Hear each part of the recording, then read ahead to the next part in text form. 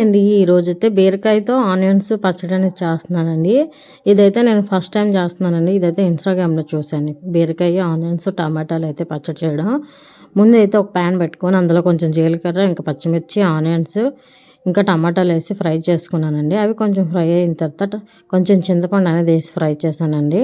ఇంకా కొంచెం ఫ్రై అయిన తర్వాత అవన్నీ తీసేసి పక్కన పెట్టేసి ఇంకా బీరకాయలు అయితే నేను గుండ్రంగా కట్ చేసుకున్నానండి. తొక్క తీయకుండా కట్ చేసుకున్నాను, పొట్టు తీయకుండా. అవైతే ఫ్రై చేసుకుంటున్నాను. అందులోనే కొంచెం ఎండుమిరపకాయలు అది వేసానండి.